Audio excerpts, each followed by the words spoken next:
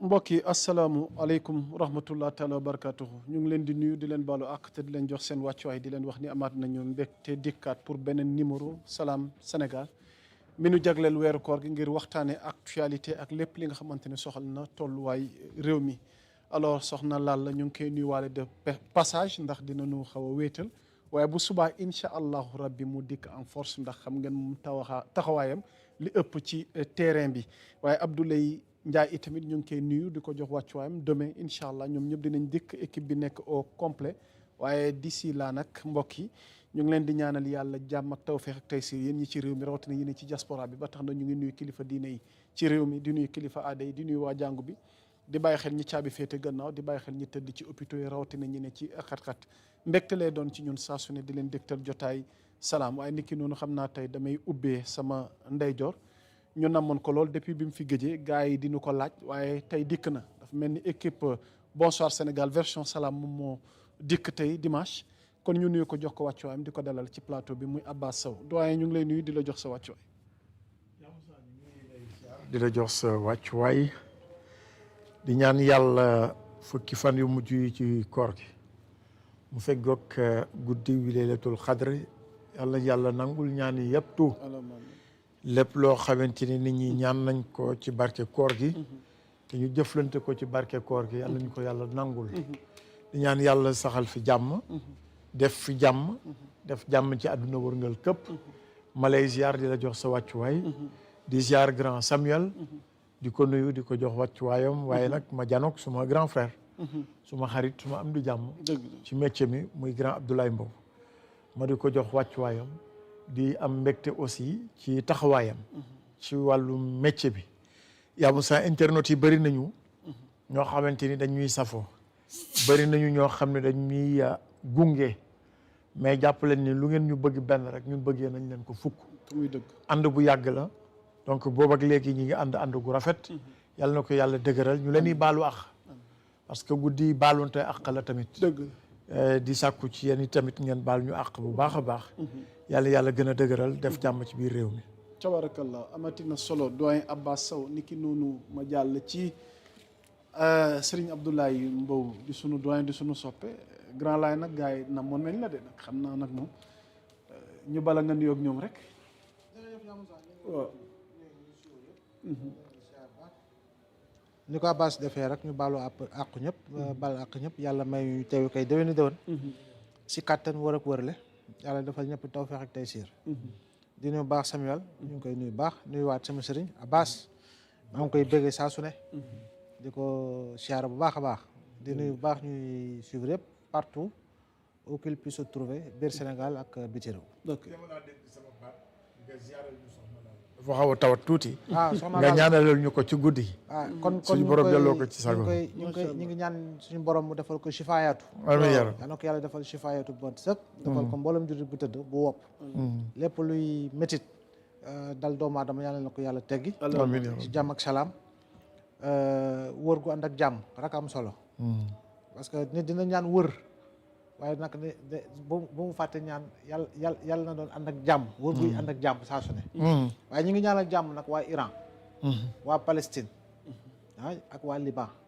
ci agression sauvage bi nga xam ne l'état sioniste et son vassal di Amérique ñoo ko nekk di def dëgg la di rey ay xale ay mag ay jigéen c'est vraiment dommage macha allah donc yàlla moom bu namee tuxal day tuxal waaw te def na ko te du guleet dëgg la kon boog tuxal moom yàlla na yem si ñooñu ñu bon yooyu yoxul ci bon yooyu yàlla na leen yàlla faat daal dem yàlla bu bëggee rek mu am kon ci barke innama amruhu iza arada shay'an an yaqula lahu kun fayakun yal na yàlla dégg la te yal na yàlla nangu li nga ñaan ndax jàmm rek xaj ci àdduna moo tax Sénégal seet ne salaam Sénégal di nuyu kilifa kër gi di nuyu soxna si di nuyu mboolem njabooti kër gi alors ñu séntu jëwriñ Ndiasse am ma ci kanam dinañu dab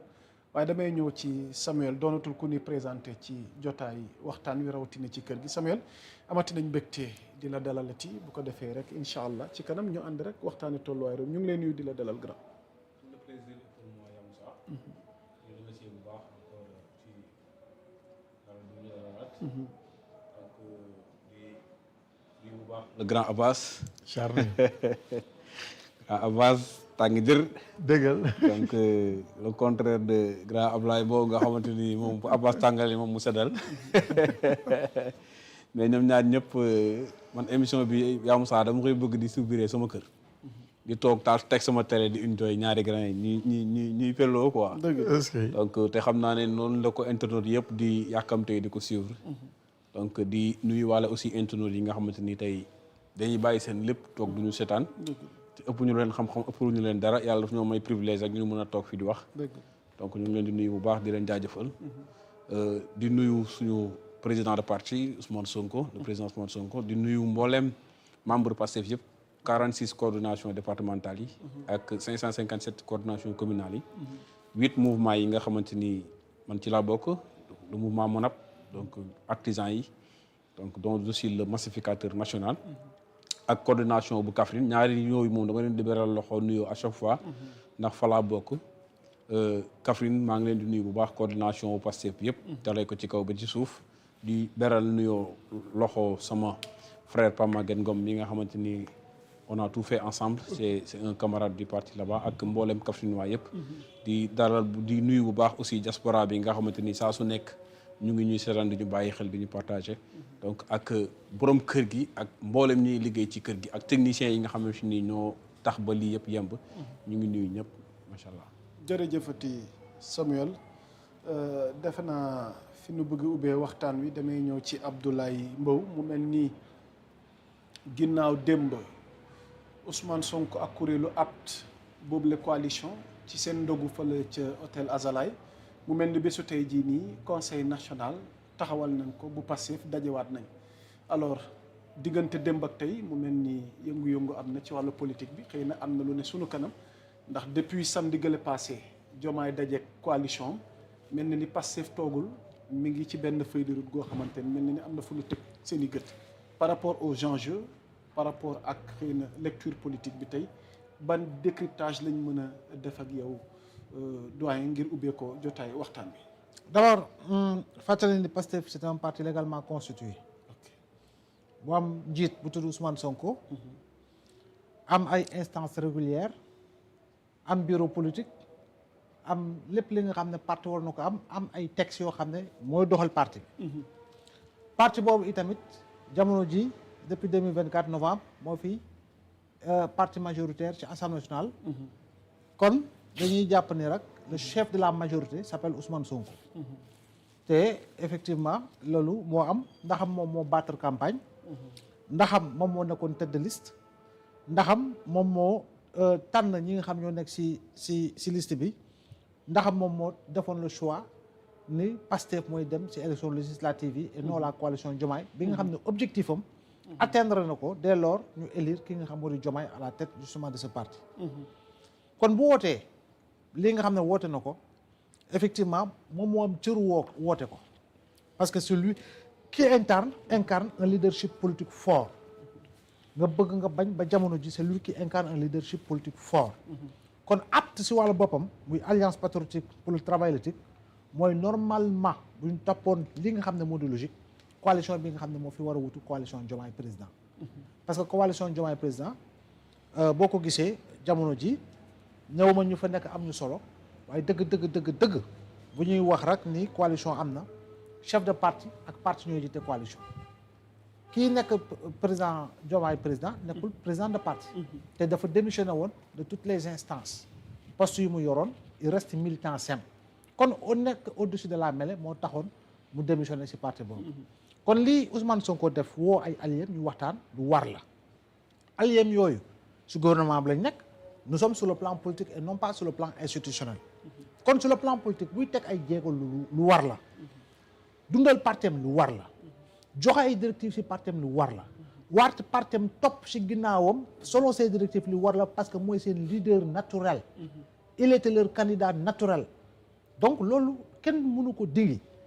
ñii yuuxu ñëpp ils sont venus une semaine avant la présidentielle ñu ci bari ay 5 jours avant la présidentielle donc mais ñooñu tey bu ñu taxawee ne la ñoom ñoo fal Diomaye il y a problème il y a problème parce que tey demal duggaat nga xool nga defal fact-checking nga demaat xoolaat les appels à rejoindre la coalition Diomaye c'est véritablement une semaine au moins 5 jours avant la présidentielle parce que ñoom tous ils étaient candidats ñu si bari ils étaient candidats déclarés kon aujourd'hui s'il reçoit waa apt lu normal la après Diomaye bu recevoir ñu la wax ak ñoom lu ñuy wax ak ñoom waa Pastef ñoom loolu waruñu ko def sujet de débat ñoom lu ñu war a def kañ mooy concentrer autour de leur idéal politique se concentrer autour de leurs objectifs politiques parce que nous sommes encore sur le plan politique sur le plan institutionnel chaque mercredi président ak waa gouvernement ak premier ministre ñoo def réunion au conseil des ministres président day jox ay directives premier ministre premier ministre day jox ay directives gouvernement am ñu ngi liggéey li nga xam ne mooy li normal jusqu'au moment où nous parlons le président a la prérogative de démettre le premier ministre parce que moo ko nommé woon celui qui nomme à tous les emplois civils et militaires comme defugu ko kon boog dañuy jàpp ni il a toujours la confiance justement par rapport ak ki nga xam mooy premier ministre di Ousmane Sonko conseil national nag bu ñu dajee c'est un moment de vitalité du parti Pastef conseil boobu ñoom ñoo joxe ay directives nii ñu ngi def congrès daañu def congrès boobu tamit lu instance yëpp MODAP MONCAP MOSEP xawma yéen MOSEP yu bari yooyu MODAP ak yooyu yëpp ñoom ñëpp ils vont travailler autour véritablement de la tenue de ce congrès là kon ñoom on a annoncé ce congrès là au mois de juin le 13 2026 ñoom Samuel ñii tey si la jamono ji la ñu am liggéey ñoom ñii tey la ñu am liggéey parce que il ne s'agit pas tout simplement de préparer le congrès mais il s'agit désormais pour eux de convaincre ceux qui ne sont pas encore convaincus ba pare fidéliser ceux qui sont déjà convaincus ñaari mission yooyu la ñu am grand ñaari mission yooyu nga taxaw foofu tuuti vu le contexte actuel léegi nag pour aller à la conquête wala essayer de convaincre waaw moom laa wax est-ce que ñooñu dina leen dina yomb nga convaincre leen parce que convaincre nga leen ba ne am na ku ma tànn muy candidat maay moom mooy man mais alors tey après 2 ans yaag moom fi mu ne nii yoon yi waroo na est-ce que dina yombaat léegi nga convaincre mais ñooñu xam nañu waaw tey ñëw yoon yi bu waroo ñoom ñooñu kenn man gënuma leen mus ñoom ñooñu si bari ñoom ma ëpp xel ñoom ëpp xam-xam ñoom ma ëpp jaar-jaar xam nañu bu dee yoon waroo na kan moo tegg yoon ñoom xam nañ ko jaru sax ngay koy laajte kon ñooñu li ëpp solo mooy il faut les fidéliser c'est là il faudra miser sur une bonne communication et justement nag foofu noonu c'est un point faible pour certains malheureusement dans leur parti parce que ils ne prennent pas en compte l'importance de la communication sous toutes ses formes sous tous ses aspects ñenn si ñoom ils ne prennent pas en compte l'importance de la communication et l'importance de la communication ce n'est pas s'enfermer dans un vase clos c'est s'ouvrir et c'est habiter dans une maison de glace nga xam ne fépp la ñuy gis lépp la ñuy gis c'est être près de la base c'est échanger avec la base c'est véritablement aller vers la base leneen li mooy convaincre ñi nga xam ne qui ne sont pas encore convaincus par les arguments qu'il faut parce que il faut déconstruire aujourd'hui l'idée selon laquelle waa dëkk bi dafa dëgër dëkk bi dafa metti dëkk bi dëgër na maak yow dañ koy yëg yaa Moussa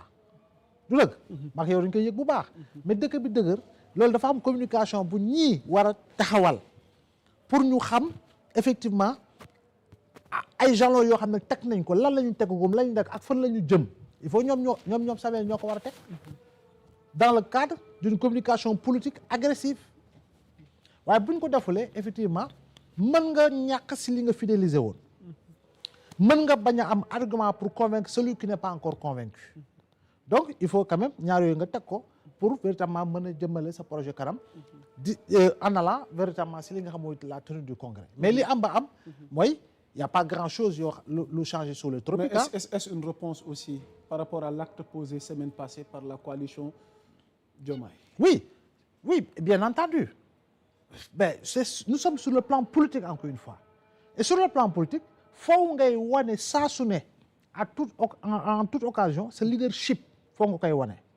Il faut nga wane ni que ni la masse ba tey maa ngi ko téye te maa ngi liggéey pour yokk cette masse là. Faut nga koy wane saa su ne. Mais comme je le dis encore une fois, il faut que certains véritablement sortent de leur bulle. Il faut que certains descendent de leur piédestal. Il faut que certains sortent de leur embourgeoisement. Il faut que certains puissent se rappeler d'une chose qu'il y a quelques mois, il y a 2 ans en arrière, fan la ñu nekkoon 2 ans après fan la ñu toll. kon 2 ans en arrière loolu nga 2 ans en arrière ngay war di fàttaliku pour xam ne dundee 2 ans yii 2 ans en arrière yi ngay dund 4 ans en arrière yi ngay dund pour xam 4 ans devant yi fan la ñu war a jëm faw nga koy fàttaliku boo ko fàttaliku rek malheureusement tu n'apprendras pas des erreurs du passé